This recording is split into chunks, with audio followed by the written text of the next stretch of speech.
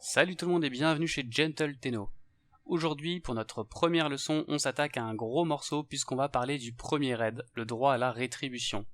Au cours de cette leçon, nous verrons comment composer son équipe, nous verrons quelques règles de base pour le bon déroulement du raid, et nous aborderons les 3 missions une par une. Donc si vous ne connaissez rien au raid, quel que soit votre rang, cette vidéo est faite pour vous. Vous n'imaginez pas à quel point cela a été un bonheur pour moi de voir arriver le premier contenu haut level ou du moins difficile sur Warframe. Et la difficulté, elle se sent, le taux d'échec au raid est vraiment conséquent et pour cause, la technique YOLO ne fonctionne pas. Pour la première fois, on ne nous demande pas de rusher et de tout exterminer, mais bien de poser une stratégie qui demande une rigueur implacable de la part de l'équipe. Si un seul joueur ne joue pas son rôle, c'est toute l'équipe qui est en danger. Accessible à tout rang, je vous recommande cependant d'avoir un rang 8 afin de vous y rendre. Même si ce chiffre ne représente en rien votre niveau, il garantit quand même quelques heures de jeu et un minimum de stuff. Pour le bon déroulement d'un raid, la composition de l'équipe est primordiale. Je vous donne ici le minimum syndical pour pouvoir vous en sortir. Il vous faudra donc une Trinity dit Energy Vampire, son deuxième skill qui rend de l'énergie à tout le monde. Ce gameplay de Trinity est indispensable, vraiment ne comptez pas réussir sans. Il vous faudra ensuite un Loki Disarm, qui consistera à désarmer les ennemis à tout bout de champ afin que votre équipe ne se mange pas trop de chaos.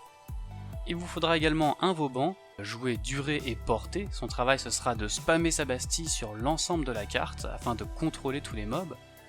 Et enfin il vous faudra une Nova, jouer puissance et durée afin de ralentir un maximum les ennemis.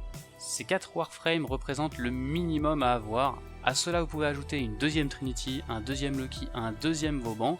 Et pour la dernière place, faites-vous plaisir, Mirage ça peut être intéressant pour aveugler les ennemis.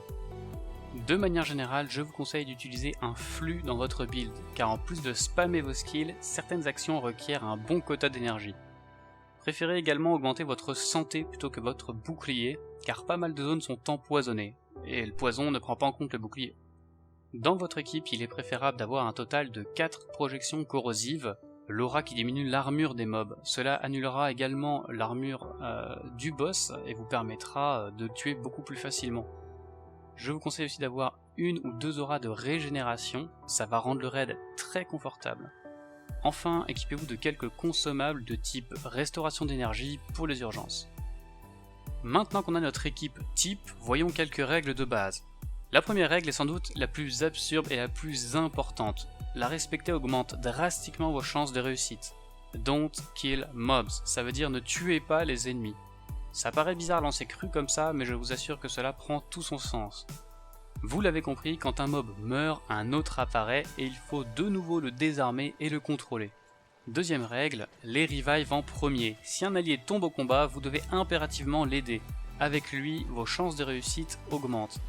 Prenez garde cependant à sécuriser la zone avant de commencer les soins. Troisième règle, la communication est la clé, donc s'il vous plaît, lisez votre chat et restez calme. Et maintenant qu'on est paré, on passe à la première mission. Dans cette première mission sabotage, rien de bien compliqué en théorie.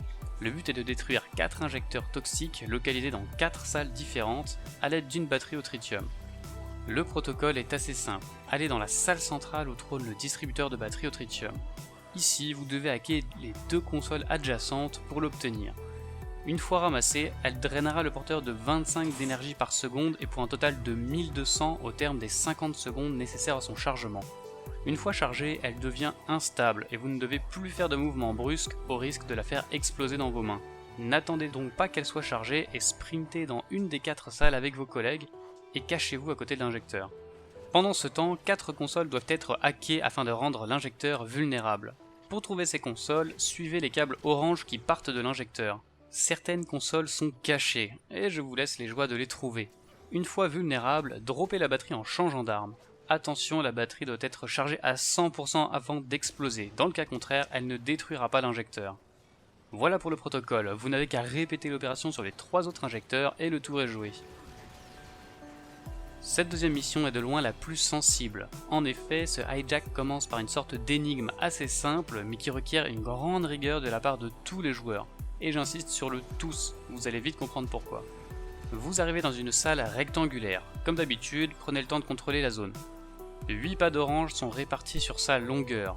Prenez garde à ne pas les toucher, vous serez électrocuté. Personnellement, je ne connais pas les dégâts de cette électrocution, mais je peux vous dire que ça vous tue 3 fois sur 4. Aux 4 coins de cette salle sont localisées 4 consoles. Une seule d'entre elles peut être hackée. Une fois fait, un symbole orange apparaîtra sur l'écran central de la salle. Mémorisez-le, puis cherchez-le sur les 8 symboles qui sont à côté des pads. Une fois que vous aurez trouvé le bon pad, vous pouvez l'actionner en marchant dessus. Et là, attention, une fois dessus, vous ne devez en aucun cas le quitter. Si vous sortez de ce pad, qu'un scorpion vous attire à lui ou qu'un bombardier vous expulse, vous devez tout recommencer et tous vos équipiers postés sur des pads mourront. C'est un peu dur, mais c'est comme ça. Enfin bref, il ne vous reste plus qu'à recommencer l'opération depuis le hack de console, et ce pour le nombre de joueurs présents, donc au maximum 7 fois de plus. Une fois tous les pads activés, un son vous indique que la première partie de la mission est un succès. Nous pouvons passer à la deuxième partie. Au bout d'un long couloir, vous trouvez un rail, c'est le début du hijack. Notez que de l'électricité parcourt le rail et va endommager votre cargaison. Il faut donc activer les 2 pads de la salle pour enlever ce nuisible. Attention, il faut rester dessus le temps que le corps passe. Une fois que ce dernier est à la porte suivante, vous pouvez quitter votre pad. Dans la deuxième salle, même opération, mais vous avez 3 pads à trouver. Le premier est à votre gauche et les 2 suivants sont au bout de la salle, le premier au rez-de-chaussée et le deuxième à l'étage. Vous devez également gérer des ennemis qui spawnent un peu partout. Contrôlez donc la salle et assurez-vous que l'électricité n'est plus sur le rail avant de pousser le corps. Troisième salle, idem, mais avec 2 pads. C'est un peu une salle de repos, mais aussi un break avant la tempête. Cette quatrième et dernière salle va vous donner du fil à retordre. 4 pads fonctionnant par paire sont à activer. Le premier est caché à votre droite derrière une porte, et le second est caché derrière un rocher à votre gauche. Les 2 suivants sont cachés respectivement au bout du rail, le premier à droite dans une petite salle et le second à votre gauche. Même chose, vérifiez que le rail est sécurisé pour pousser le corps. Petite surprise ici, vous avez une chance sur 2 de vous taper une attaque du G3, du Gustrag Free, un commando de mini-boss level 99 qui vous botteront les fesses en moins de 2. Il est donc très important de les contrôler. Enfin, escortez le corps jusqu'au bout du rail et soufflez, vous avez fait le plus dur. Cette troisième et dernière mission est toute tranquille à côté de la précédente. Vous devez ici saboter les cheminées qui bordent la salle. Le protocole est assez simple. Commencez par sécuriser la zone comme d'habitude en contrôlant les mobs. Vous devez alors trouver le mob qui dispose d'une batterie au tritium. Cette dernière est une version light de la première mission. Elle ne vous draine qu'un total de 500 d'énergie, mais beaucoup plus rapidement. Une fois chargé, rendez-vous à l'une des portes d'accès aux cheminées. En général, le leader met un checkpoint avec la touche G sur la porte à ouvrir. Regardez bien cette porte, vous y verrez 2 tuyaux qui s'échappent. Vous n'avez qu'à les suivre pour trouver les bons pads qui ouvriront cette même porte. Maintenez la porte ouverte le temps que le porteur de la batterie puisse la dropper et sortir. Pour les 5 autres portes, il suffit de recommencer l'opération. Et une fois toutes les cheminées enflammées, le boss est à votre portée. Donc donnez tout ce que vous avez sans oublier de continuer à contrôler votre environnement. Ah oui, j'ai oublié de vous dire, il faut aussi prendre soin des 4 consoles qui bordent la plateforme centrale. Si les ennemis activent ces 4 consoles, le raid est un échec. À la fin de ce superbe raid, les récompenses seront à la hauteur. Vous obtiendrez un total de 195 000 crédits, ce qui est quand même pas trop mal, un enchantement arcane toutes les 24 heures, et si c'est la première fois que vous le réussissez, un badge décoratif. Et voilà, on a déjà fait le tour du raid, de manière plutôt rapide c'est vrai, mais c'était le but. Je voulais vraiment vous donner les clés en vous laissant une part de surprise. En tout cas, n'ayez pas peur de vous lancer dans ce raid. Si vous avez compris ce qu'il y a à faire et comment le faire, croyez-moi, vous êtes mieux préparé que la plupart des joueurs.